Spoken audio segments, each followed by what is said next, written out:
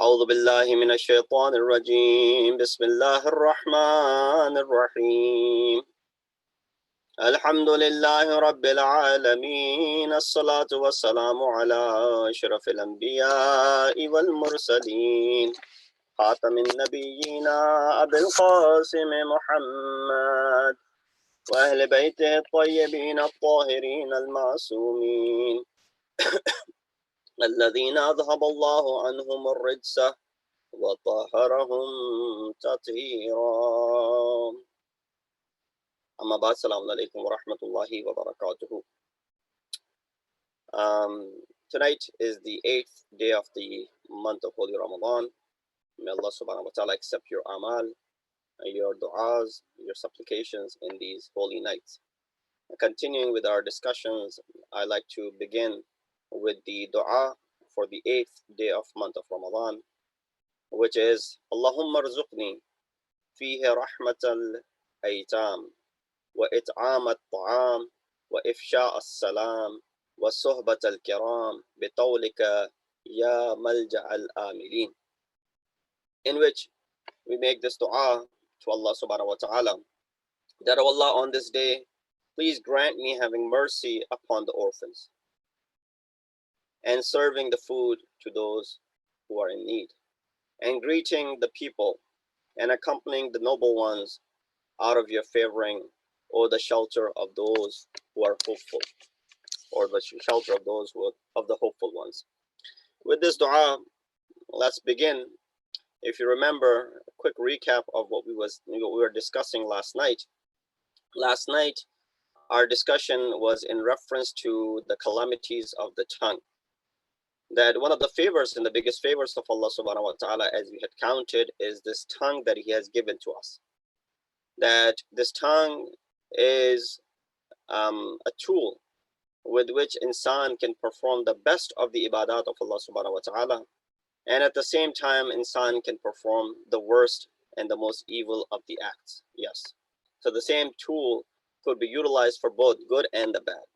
In fact, if you remember one of these sayings of Luqman Hakim, Luqman the wise, who is also quoted in Quran, there's a whole chapter named after Luqman, that one day when Luqman used to be a slave, his master asked him to prepare the best part of the meat of an animal.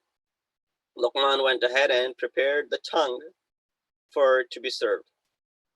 His master ate it, and then he said, prepare for me the worst part of the meat of an animal. Luqman prepared the same exact thing. He prepared for him the tongue again. His master was surprised. He said, I know you're wise. Therefore, tell me the wisdom behind preparing the same thing for both good and bad. And then, of course, the answer was same as I just told you, that with this tongue, the best of the actions could be performed, by which you can attain the highest of the ranks in the bargah of Allah subhanahu wa ta'ala. And with the same tongue, the worst of the actions can be performed, and therefore could entail the most severe wrath of Allah subhanahu wa ta'ala. So tongue is the only organ in our body which has the capability of performing the best worship, that is the dhikr of Allah subhanahu wa ta'ala, and as well as the worst of the sins. Calamities of this organ, as we were mentioning last night, are big and above and beyond any other organs. It has made people become Ahl Jahannam. Therefore, whoever has control over it reaches prosperity. Yes, if you're able to utilize it properly, if you're able to put it to use in the right way, then not only you will attain prosperity, but many people can attain prosperity alongside with you. And whoever lets it loose accumulated ugliest of the deeds in the book of his actions. And therefore some of the sins of this tongue are ghibat, tuhmat, lying, slandering, backbiting, blaming others, ridiculing them, altercation, quarrel about something which is unimportant, obscenity, vulgarity, and also talking too much. Yes, these are all the follies of this tongue, and not limited to, but some of the follies of this tongue. And that's why we find in the kalam of the Holy Prophet Hazrat Muhammad Mustafa sallallahu alaihi wa alihi wasallam, in which the Prophet said, إذا رأيتم المؤمن صموتا فادنوا منه فإنه يلقي الحكمة والمؤمن قليل الكلام كثير العمل والمنافق كثير الكلام قليل العمل. He said, whenever you see a silent mu'min, silent in the sense that not doesn't talk at all, silent in the sense that he talks very little, but whenever he speaks and opens his mouth, it's full of wisdom. So the Prophet said, get close to him, as he will bestow wisdom upon you. Mu'min is someone who speaks less and acts more. You know, that there's more shown through the actions of the individual than there is through the speech of the individual. And munafiq is someone who speaks a lot but acts very little. You know, I heard someone was quoting the kalam of Maulana Muttaqiyan. I have not verified the kalam myself, but it sounds like it would be the kalam of Amir al-Mu'mineen, Ali ibn Abi Talib alayhi, in which Imam said, you don't have to guide people through your, wa'az and your speeches and your lectures and your sermons, nor do you have to, influence people through your sword. You can keep the sword where it belongs, and you can keep your silence as well, but at the same time be able to guide as well. Kunu du'atan linnase bighayri alsinatikum, something down that line. That be the ones who guide people and call people toward haqq bighayri alsinatikum, without using your tongue, without having to utilize your tongue. How do you do that? That's done through your actions. That's done through your behavior. That when people look up to you, when they see your behavior, when they see you take care of things, that's the biggest guide for the people, as opposed to hundreds of hours of lectures that you can give them, yet they might not have any effect of that. And therefore, it is important for us to know that how Allah subhanahu wa ta'ala has spoken of this and has emphasized a great deal. For example, in Surah Fath, ayah number 11, it says, سَيَقُولُ لَكَ الْمُخَلَّفُونَ مِنَ الْعَرَابِ, those who remained behind of the Bedouins. So there were people, mukhallafun, they did not travel. شَغَلَتْنَا أَمْوَالُنَا وَأَهْلُونَا فَاسْتَغْفِرْ لَنَا. And they will say to you, what these remained behind Bedouin of the Bedouins, they will say to you, our properties and our families occupied us, so ask forgiveness for us. يَقُولُونَ بِأَلْسِنَتِهِمْ مَا لَيْسَ فِي قُلُوبِهِمْ. They say with their tongues what is not within their hearts. In other words, they're just making excuses that, it is our families and it is our wealth which did not allow us to travel with you and go along with you. And therefore, they're going to make this excuse by saying, يَقُولُونَ بِأَلْسِنَتِهِمْ, Allah says, مَا لَيْسَ فِي قُلُوبِهِمْ. They'll utter things from their tongue which is not in their heart. Then who could prevent Allah at all if he intended to harm you or intended for you benefit? So of course, it lies with Allah subhanahu wa ta'ala that how he wants to deal with such individuals. So I had already said it before, but the example of this tongue is like a sword. As long as it is in the sheath, in the case, it will neither get rusty nor does it pose any danger to anyone. As soon as this sword comes out of the sheath or the ghilaf, it becomes dangerous, especially if it was in the hands of someone who's insane, not mentally stable, and under the influence, intoxicated. But if the same sword was in the hands of a mujahid fi sabilillah, then of course it will be serving as the ibadat of Allah subhanahu wa ta'ala.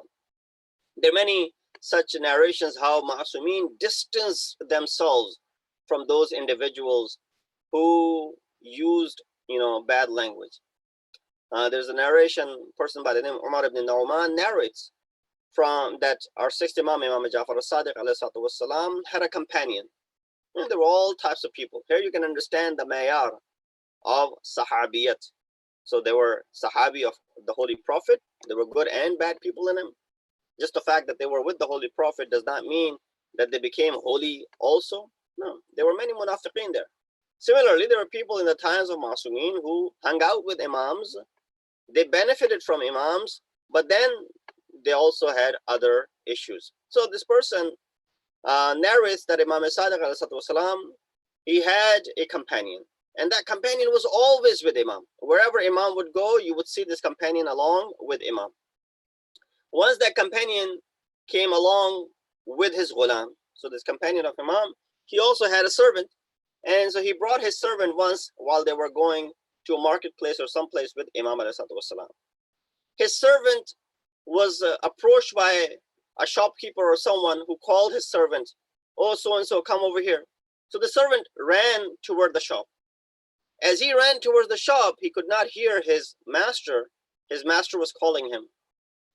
He could not hear him. He went along to go ahead and see that shopkeeper that he wanted to go and see.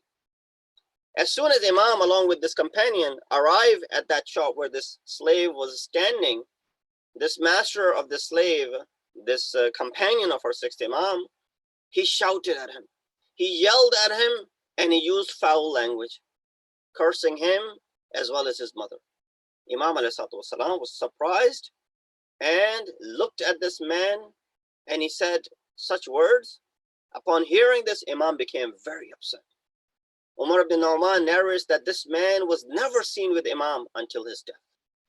That's how Imam dealt with such individuals who did not use proper language. It was a custom back in the day in Arabia to treat your slaves like this.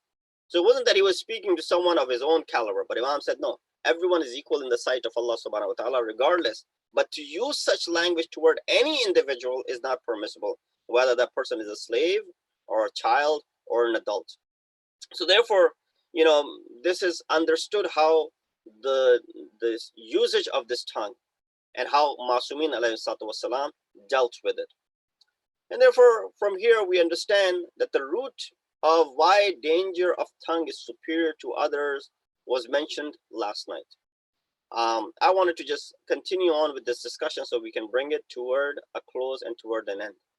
It's an important discussion in my personal humble opinion, and every time I go through this discussion and I read through this discussion, it's a reminder for me. And even if you have heard parts and gist of it before, there may be things which are were said before, it still serves as a reminder that how it should be sometimes, because we tend to forget. We are bombarded with knowledge and information left and right, and therefore a lot of things do slip out of our mind. So it is a good reminder for us to keep this in mind. One of the things that was mentioned, one of the follies of this tongue, and that I was counting above, were lying was one of them, slandering was one of them, tuhmat, which we call it, right? Backbiting was one of them, and there's so many other things that I mentioned. But amongst all of them, if I was to ask you which one is the worst, is lying the worst? Is backbiting the worst? Is slandering someone the worst? Or other things that were mentioned, are they worse? The answer would be that lying is actually at the top of the list. You'd be surprised. Well, lying, that's something which so casually we go ahead and do. Sometimes for things which actually don't really matter, but sometimes for things which are actually very important, that we easily lie about it. And I'm not talking about, the lies that one might have, for example, at home, just to get by things, for example, although lying is always bad, but, in order to not cause any sort of dispute and discord, sometimes you have a lie here and there in order to keep things smooth. And then, for example, someone asks you, did you take care of this, bill, or did you pay the bill, or did you take care of, for example, buying this and that, or did you take out the trash, for example, or, did you run these errands, for example, and you may not have run those errands. So, but you have intention of doing so. So you go ahead and lie so that, you don't get the adab and the itab, but you go ahead and perform that action. Usually parents telling their kids to go ahead and do something like this, to, for example, take the trash out, or, for example, do something like this. They might lie saying, yeah, I've done it already. In fact, they have not done it. Although this is not a good habit, they should not lie for even small things like this, while they go ahead and perform that action, so that, they have done it afterwards. But still, I'm talking about any type of lie for that matter. But obviously something which would be more impactful, where the life of an individual depends, or, for example, the honor and the integrity of an individual is there. Lying about that is indeed is a very big crime. So therefore, how is lying key to all the sins? There's a riwayat which mentions that, inshallah, I will get to afterwards at the end, that it is considered to be miftah and the key to all of the problems. And one of them is, this key to all of the problems is lying. That how lying is the key to all the sins. Listen to this beautiful tradition, again, from the Holy Prophet, Hazrat Muhammad Mustafa sallallahu alayhi wa sallam. That a person came to the Prophet and asked him for some advice. He said, guide me to the most beneficial thing that I can do.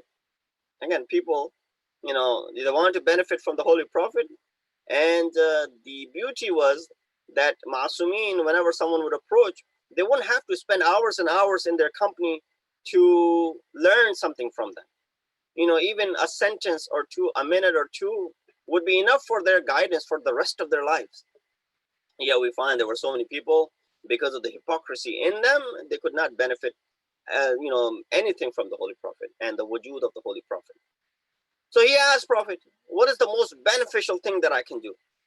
Prophet responded by saying, Isdiq wa la takzib wadhnib min al-ma'asi ma shi'ta wa adnib min al-ma'asi ma shi'ta.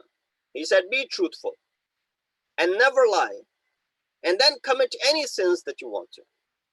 Pay attention to what Prophet said to him. He said, be truthful and never resort to lying. That's the first advice. And then along with it, do whatever sin that you want to commit. He did not say do whatever you want to do. He said do whatever sin that you want to commit, as long as you are truthful and you never have to lie. This man left and he thought to himself, the Prophet has allowed me to commit any sin. He's sort of given me a license to sin. It's the Prophet of Islam, is the Prophet of Allah. So he said, if I did not lie, as long as I did not lie and I spoke the truth, I can commit any sin I want to. So while he was thinking about it, he was processing this information the Prophet had given to him. It came to his mind that, he can go ahead and do a sin, and as long as he didn't lie about it, it would be okay for him. So he thought to himself of going into a house and stealing, or worse yet, in some riwayat, committing adultery. But then said, what will I say to someone if they ask me what was I doing in that house? If someone saw me coming out of that house, they'll ask me, what were you doing in there? If I tell them the truth, then of course I'm going to get a beating and I'll be punished. He understood the hikmah behind the kalam of the Holy Prophet, that if a person doesn't lie, he will never commit any other sins. If a person is always truthful, he will always refrain from committing any sins. That's why lying is considered to be what? Considered to be the key and the miftah and kilid of all of the sins. So coming back to how this lying emerges, what is the tool that is utilized for lying is this tongue.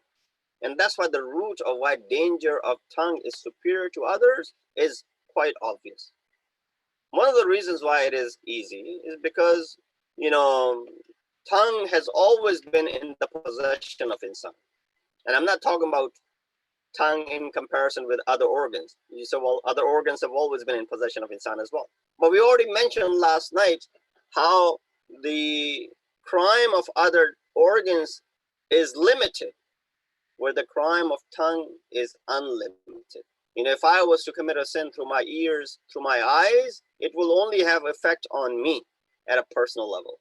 But the things that I utter from my tongue will be affecting hundreds and thousands of people. And we gave many examples of people of influence, especially them. If they say something, it could change the economy of a country. It could impact the economy of the world, for that matter. It could impact so many lives around the globe by them saying a few words. So that's why the more the power you have, the more influence you have, more you have to be watchful of what you say through this tongue. So tongue has been always in the possession of insan, and as opposed to other means of sin.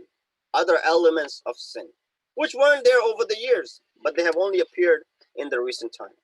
For example, some of the drugs and the negative impact of these drugs. They were not always there. And even when they were there, they were not, as some of them are becoming legalized, they were not always legal. And even if they were legal, they were not that cheap, right? So they weren't always available, but now it is. Gambling, for example, it wasn't always there. It came about later on. Music and alcohol. These are the things that came and emerged later on, and the sins that are associated with it. But whereas the tongue has always been in your possession. Number two, there isn't any cost of using this tongue.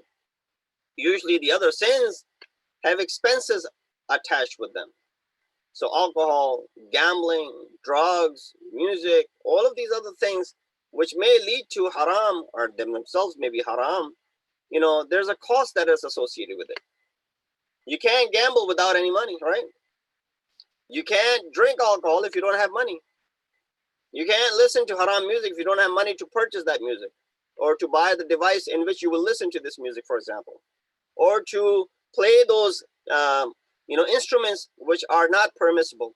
You'll have to spend money to go ahead and buy it. You'll have to take lessons to learn how to play it and to how to do all of these things. So there's cost associated with it. Whereas there's no cost of using this tongue. You just say, and now, this you may not be using your tongue, but you may be typing what you intend to say through your tongue. So social media then becomes your tongue, basically. If you send a text message, if you write something, that's basically your words. You'll be responsible for what you have said, even if it's not emerging directly from your tongue, but it is your thoughts that are put together into this device, and you're conveying this message to others. Tongue is a tool which is available for majority, if not all. Whether other sins aren't always available for many. For example, consuming interest, riba, usury, is compared to be one of the worst. In comparison to adultery, 30 times worse than adultery is riba. The gambling is only one who has wealth of any sort, or one who invests somewhere is going to be waiting for some sort of interest from it. But tongue, you don't have to spend much, or you don't have to spend anything in order to go ahead and utilize it. Sinning through tongue is actually taken for granted because it's so easy. Adultery is a big crime. Drinking alcohol, or other gambling, for example. Right away, there's this label attached with it, right? So there's a label attached with it that is forbidden and one should not get close to it. But using this tongue and sinning through this tongue is taken for granted because, we hardly pay attention to what we have said and that we may have caused damage to someone. Its grandeur has been broken. Taqaddus has been violated. And that itself is an element which promotes sins in the society. For example, if a person asks you to stand clothless, without any clothes, outside in the street. So, as a Muslim, we're supposed to dress modestly. We're not supposed to show off our skin. To whatever extent it is allowed, it's allowed. But regardless, we're supposed to keep ourselves covered, both men and women.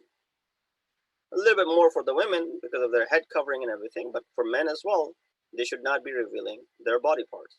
So if you were to ask this from a person who does not believe in these laws of Islam, they might not have any issue. I say, yeah, we go to the beaches and we're not wearing clothes anyway, so it's not a big deal for me.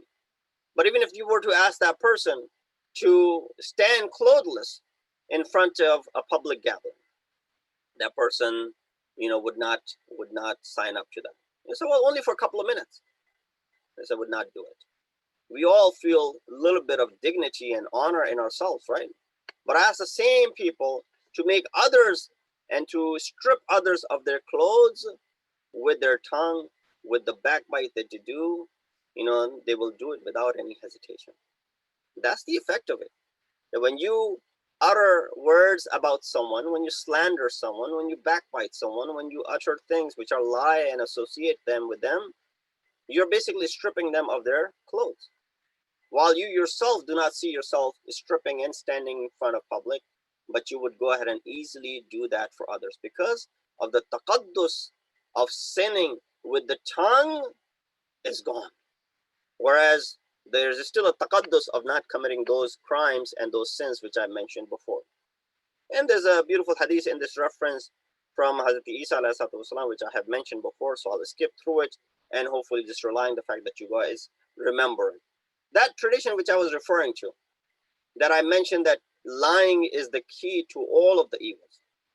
And this is where we have a tradition that a Ma'soom said, إن الله عز وجل جعل للشر أقفالا وجعل مفاتيح تلك الأقفال الشراب والكذب شر من الشراب. God has made locks for all of the evils. And the key to these evils is alcohol. But lying is more evil than alcohol. So it's the key to all of the evils is considered to be is lying. Maybe the reason is that when a person drinks, he's intoxicated. And that's why he ends up performing many, you have this DUI crime that you cannot drive under the influence. You get pulled over, there's some penalty. And you see on the highways all around, it says and has these messages that don't drink and drive. And I always say this, I know you may have heard this before from me, that why don't they just write don't drink, period. They're giving you the option. Why are they even giving you the option? Don't drink and drive. They don't be drunk while you are behind the wheels. But just tell them don't drink, period. And therefore, do we not have the bars closed in these days? Well, we have many other places closed as well, but people are surviving without it. But of course, it is a habit, and sometimes it's a habit which becomes addiction, and then this addiction is very difficult for people to leave. And therefore, people may do things because they lose their mind. When a person is intoxicated, they have gone from the level of being sane to insane. And when a person becomes insane, a lot of the things that they do, they're not held accountable for it. Although you are held accountable if you do something while you were drunk. But speaking from the perspective that if a person was insane, naturally speaking, then the actions of that person will not be taken seriously. And if they were to commit some crime or sin, they will not be punished in the same way as a normal person would be punished. So therefore, Allah subhanahu wa ta'ala, maybe the reason behind this hadith is that a person who's intoxicated commits a sin is because they have lost their mind at the moment. They're intoxicated. They don't know what they're doing until this person becomes sober again. But a person who lies does it while he's sober. He's not under the influence. Therefore, the crime of, it is superior to even drinking. So insan can perform multiple sins through this tongue. Mullah Fayyid Kashani counts 20 major sins which sprout out of our tongues. Others have counted up to 200 of such sins and have mentioned them into the books of akhlaq. Distance between thawab and adab. The guna in tongue is very little. Little bit to the left, a little bit to the right, will make it a sin and the element of the downfall of humanity. And it could lead towards the little bit towards the right, it could lead towards prosperity for you. And the prime example of that is what? Someone would say, La ilaha. That's a big sin. You're denouncing that there isn't any God, right? If you just say La ilaha and you stop, you've uttered a word which is, not permissible. You're denying the wujud and the existence of Allah subhanahu wa ta'ala. But if you were to say La ilaha illallah right away, this is Ain Tawheed. This is monotheism at its peak. See how quickly your words can change the meaning. And that's why a lot of people take Quranic ayat out of context as well. The ayat of Quran says, La taqrabu salat. They say, well, Quran is saying don't approach the prayer. But they don't read the entire passage where it says, Wa antum sukara. that while you are intoxicated, because when you're intoxicated, you don't know what you're saying. And therefore, don't consume, don't become intoxicated, and therefore don't approach the salat while you are in this state of intoxication. Since through our tongues have social aspect, whereas the other organs don't. For example, listening to music or looking at na-mahram has ill effects for individual himself, but lying and backbiting and blaming someone falsely and dishonoring and not performing amr and nahi will affect the entire society and entire community.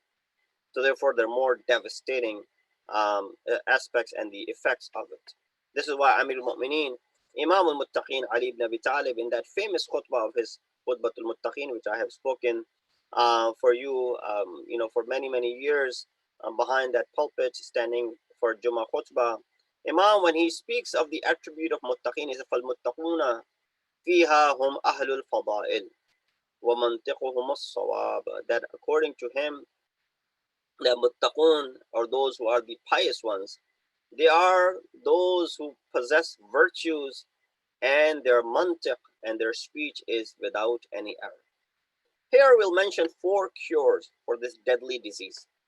Yes, this tongue that we have, if it's not used properly, then it becomes a deadly disease. I start speaking and then by the time I look at the clock and I see that I'm almost out of my time. But I want to finish this concept and this discussion, so I'll go through it quickly, as it may be something which is, known for other people. Many of you already know this stuff, so it's not going to be that difficult for you to comprehend. And hopefully, the children in the house, maybe then you can further explain to them what was said. So, what are the 4 cures for this deadly disease? Even if one of these cures are adopted and utilized in its entirety, one will definitely find a cure from this illness of, using this tongue in improper fashion. Number 1, first and foremost, which we learn from the Kalam of Ma'sumin, is silence. Silence is the best remedy. Silence is the best cure for, controlling one's tongue. The less you speak, the less the chance is for you to make any mistakes. Al-mar'u makhbu'un tahta lisaneh. That a person is, makhfi, hiding and concealed under and beneath his tongue. Unless he speaks, good and bad is not understood. So silence, we find in many traditions, the command to keep silence where it is not necessary for you to speak. Hence, more a person speaks, the higher the chances of them making mistakes and committing the sins. Prophet said that لا يسلم أحد من الذنوب حتى يخزن لسانه. None will be safe from sinning unless he hides his tongue in a wall. None. Nobody. Therefore, we can deduce from this hadith that tongue is the key to all the vices and sins. And the fact that Prophet used the word ad-dhunub with alif lam on top of the plural of dhanb, which is dhunub, here no one should think staying silent in places where one must stand up and raise his or her voice. No, that's not what Prophet means over here. But when he uses ad-dhunub, he's encompassing all of the zunub, all of the sins that there are. So what's required is tarkun ma la ya'nih. Avoid saying which is not useful. First of all, it's not useful. It's not going to have any good impact. It's definitely not going to have any good impact.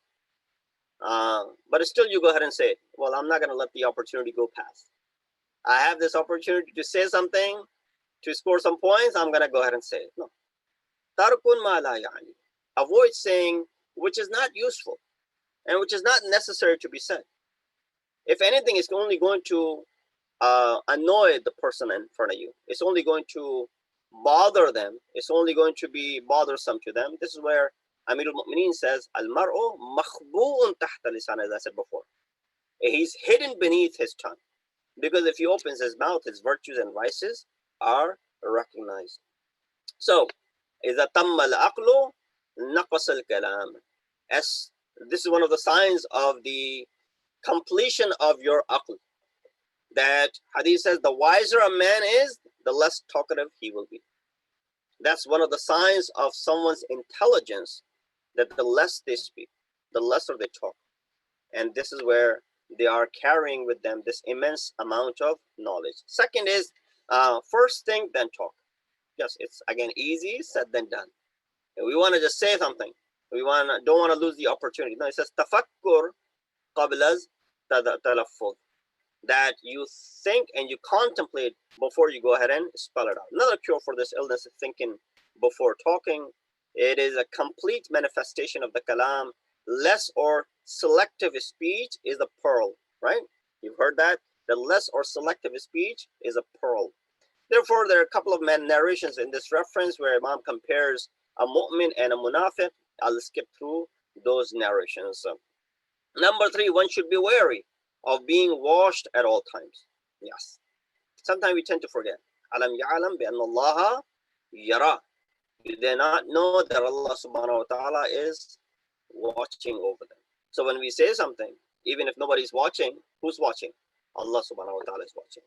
These kiram and katibin are watching. Those who are scribing our good and our bad, they are watching, and they will be documenting as well. So if we knew that someone is watching and listening to us all the time, then we would be careful. You know how when you are with your friends, you may say some stuff, hopefully nothing too bad, but you speak with your friends in a way that when you were in front of your kids, you may not say those words. Although it may not be appropriate over there, then it would not be appropriate over here either. But there's this hijab that you have when it comes to, for example, when you're standing in front of the children, or when you're standing in front of the adults, when you're standing in front of, someone who's your elder, your father, your grandfather, your mother, your sister, your brother, your children. One way you speak, but when those who are close to you, for example, your friends that you have grown up with, same age as you, the type of, discussions that you have, or the way you talk to one another, there's frankness, there's openness with you. So you might say stuff at that time, but you should always be wary of being washed. Therefore, when we're standing in front of kids, we know that the kids are watching, so we're going to be very careful. You see even, people who can't control anything, but as soon as they're in front of the camera, as soon as they're in front of, for example, children, then they become very, very careful. And lastly, our speech is actually part of our actions. And I'll leave it to that. Speech is part of our actions. Prophet said, ihfaz lisanaka. Person said, Ya Rasulullah, Awsini, give me advice. Prophet said, ihfaz lisanaka. He said, Ya Rasulullah, Awsini. He said, ihfaz lisanaka. Qala, Ya Rasulullah, Awsini. Prophet said, ihfaz lisanaka. 3 times Prophet said to him that go ahead and protect your tongue. Protect your tongue. Protect your tongue. We ask Allah subhanahu wa ta'ala that He gives us the ability and the tawfiq to be able to protect this tongue from saying things and using it for any negative purpose, for hurting anyone, for harming anyone, to use it for backbiting or for slandering someone or for lying for that matter. We ask Allah subhanahu wa ta'ala that in this day and age, and these days rather of month of Ramadan that we're going through, the days of blessings and the mercy, that while we are restraining from many things, when we are talking, when we're fasting throughout the day, we're restraining from many things. This also becomes one of those things that we restrain and we have control over. We ask Allah subhanahu wa ta'ala to hasten the reappearance of our weighted Imam and make us amongst the helpers and the soldiers of Imam. Wa akhiru da'wana and alhamdulillahi rabbil alameen wa sallallahu ala sayyidina Muhammad wa ala ahli baytihi at-tayyibin at-tahirin al-ma'sumin. Allahumma salli ala Muhammad wa ali Muhammad. Inshallah, at the end I will conclude with this dua that we've been concluding with for the past couple of days. Bismillah ar-Rahman ar-Rahim. Allahumma adkhil ala ahli al-qubur as-surur. Allahumma aghni kulla faqir. Allahumma ashbi kulla ja'ih. Allahumma aksu kulla uryan. اللهم اقض دين كل مدين. اللهم فرج عن كل مكروب. اللهم رد كل غريب. اللهم فك كل أسير. اللهم أصلح كل فاسد من أمور المسلمين. اللهم اشف كل مريض. اللهم اشف كل مريض، اللهم اشف كل مريض، اللهم سد فقرنا بغناك، اللهم غير سوء حالنا بحسن حالك، اللهم اغز عنا الدين وأغننا من الفقر، إنك على كل شيء قدير. اللهم صل على محمد وآل محمد. Inshallah, join us tomorrow at 7 p.m. with the group recitation of Holy Quran. You can follow along with us. Inshallah, we'll have a short tafsir following the recitation of the 9th juz of tomorrow of Quran. And also, inshallah, tomorrow night, the program will be slightly different. And starting at 9 o'clock, we will have Dua Iftitah, followed by a short Marsiya. Inshallah, we will be commemorating the wafat of Bibi Khadija Salamullahi alayha, as it will be the night of her wafat, which is the 10th of month of Ramadan. So inshallah, tomorrow night, we will have discussion about Bibi Khadija, as well as the Masaib towards the end, and inshallah followed by the dua in the conclusion. For other programs that inshallah are coming up, please take a look out for the emails that are normally sent out.